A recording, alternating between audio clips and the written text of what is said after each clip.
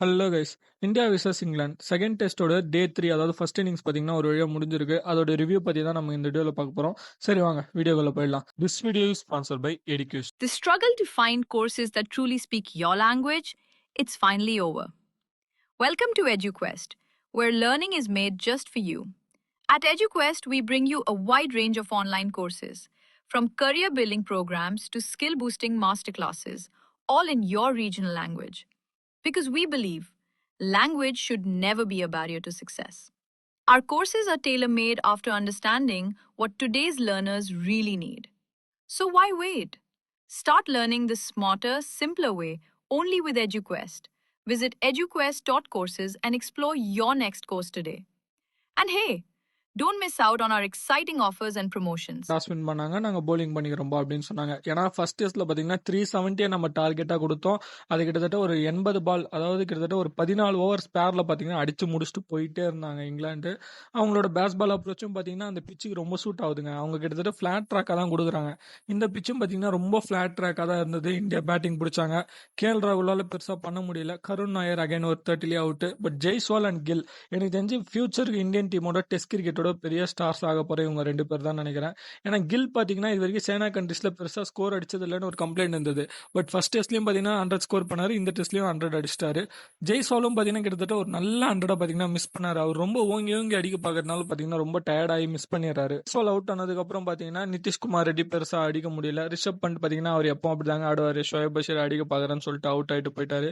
Then Jadeja and kill பார்த்தீங்கன்னா ஒரு நல்ல பார்ட்னர்ஷிப் பில்ட் பண்ணிட்டு இருந்தாங்க. ஜடேஜா பார்த்தீங்கன்னா ரொம்ப க்ரூஷியலுங்க இந்தியாவோட பேட்டிங் லைனப்பில். ஏன்னா எப்பவுமே பார்த்தீங்கன்னா டாப் ஆர்டர் ஃபீல்ட் ஆகும்போது ஜடேஜா தான் வந்து இந்தியன் டீமை சேவ் பண்ணி விட்டுறாரு. இதுதான் பார்த்தீங்கன்னா இன்னைக்கும் நடந்தது. Well deserved 100. பட் 89ல் அன்ஃபார்ச்சுனேட்லி ஒரு நல்ல பவுன்சர் க்ளவுல வாங்கிட்டு போயிடுச்சு, அவுட் ஆயிட்டாரு. தென் அதுக்கப்புறம் வாஷிங்டன் சுந்தரை வந்து டீம்ல எடுத்திருந்தாங்க. ஷாதுல் தாக்கூர் வெளியே போயிருந்தாரு, நிதிஷ்குமார் ரெட்டி உள்ள வந்திருந்தாரு. சுதர்ஷனுக்கு பதில் பார்த்தீங்கன்னா வாஷிங்டன் சுந்தரை எடுத்திருந்தாங்க. அவர் எடுத்ததுக்கு ஒரு நல்ல விஷயம் என்னன்னா இந்தியாவோட பேட்டிங் லைனா கொஞ்சம் ஸ்ட்ராங் ஆயிடுச்சு. ஏன்னா லாஸ்ட் மேட்ச் பார்த்தீங்கன்னா இந்தியா வந்து 5 டவுன் 6 டவுன் ஆனதுக்கு அப்புறமே பார்த்தீங்கன்னா ஒரு 10 to 14 ரன்ஸ்க்கே பார்த்தீங்கன்னா ஆல் அவுட் ஆயிட்டாங்க. பட் இன்னைக்கு அப்படி நடக்கல. கில் கூட பார்த்தீங்கன்னா வாஷிங்டன் சுந்தர் ஒரு 150+ பார்ட்னர்ஷிப் போட்டாரு.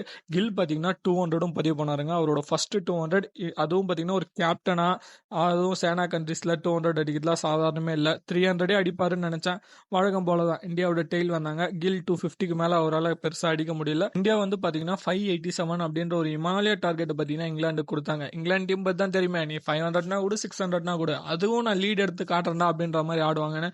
பட் செகண்ட் டேவோட முடிவுலேயே பார்த்தீங்கன்னா 3 விக்கெட்ஸ் டவுன் ஆயிட்டாங்க 77க்கு.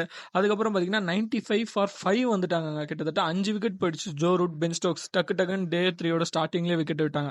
அதுக்கப்புறம் தாங்க இந்தியாவுக்கு தலைவலியே.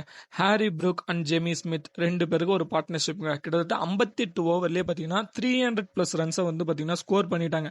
2 செஷனை கொத்தா அப்படியே இங்கிலாந்துக்கு தூக்கிட்டு போயிட்டாங்க. அப்புறம் டீம் முடிஞ்சுது. ஹாரி ப்ரூக் கொஞ்சம் ரொம்ப டயர்டாக இருந்தார். 2 பேரும் 150+ இருக்கும்போது அவர் அவுட் ஆனாரு. டக்குன்னு பார்த்தீங்கன்னா டெய்ல வந்து கிளியர் பண்ணாங்க. செகண்ட் நியூ பால்ல பாத்தீங்கன்னா ஆகாஷ் தீப் அண்ட் முகமது சிராஜ் 2 பேரும் ரொம்ப நல்லா போட்டிருந்தாங்க. எஸ்பெஷலி சிராஜ் பாத்தீங்கன்னா 6 ஃபேர் எடுத்திருந்தாரு. பும்ரா எப்பெல்லாம் ஆடலையோ அப்பெல்லாம் பாத்தீங்கன்னா சிராஜ் தான் பாத்தீங்கன்னா இந்தியாவுக்கு சேவியராகவே இருக்காரு. சீம் பவுலிங்கோட லீடிங் ஃபாஸ்ட் பவுலர் அப்படின்னு சொல்லலாம். இந்தியா பாத்தீங்கன்னா டே 3யோட முடிவில் 64 for 1 இருக்காங்க. ஆல்ரெடி 200 லீட்ல இருக்காங்க. இந்தியா ஆல்ரெடி போன மேட்ச்ல 370 லீடு கொடுத்தே பாத்தீங்கன்னா இங்கிலாந்து அதை சேஸ் பண்ணாங்க. இங்கிலாண்டை பொறுத்த வரைக்கும் பாத்தீங்கன்னா அவங்களுக்கு 100 ஓவர்ஸ்க்கு கம்மியான ஓவர்ஸ் பாத்தீங்கன்னா நம்ம பேட்டிங் தரணும். அது மட்டும் இல்லாம 300லாம் பத்தாதுங்க. 450 to 500 கம்பல்சரியா அவங்களுக்கு போர்டில் இருக்கணும். அவன் அதையும் பார்க்க மாட்டான். கம்பல்சரி பார்த்தீங்கன்னா நாங்கள் சேஸ் பண்ணி காட்டுறோம் தான் போவான். ஸோ இந்த டெஸ்ட் மேட்ச் ரொம்ப இன்ட்ரெஸ்டிங்கான ஸ்டேஜுக்கு வந்திருக்கு. சப்போஸ் இந்தியா சொதப்பி 400 கம்மியாக எதனா லீடு கொடுத்தாங்க அப்படின்னா கண்டிப்பாக இந்த இங்கிலாந்து தான் இந்த டெஸ்ட் மேட்சை வின் பண்ணி 2-0 சீரிஸ் ஆக போகுது. சரி, இந்தியா இந்த சீரிஸை 1-1 ஆக போகிறாங்களா இல்லை இங்கிலாந்து 2-0 ஆக போகிறாங்களா? உங்களோட கருத்துக்களை கமெண்ட்ஸில் சொல்லுங்கள். A5 முடிஞ்சதுக்கப்புறம் பார்த்தீங்கன்னா நான் உங்களை இன்னொரு வீடியோவில் வந்து சந்திக்கிறேன். See you all.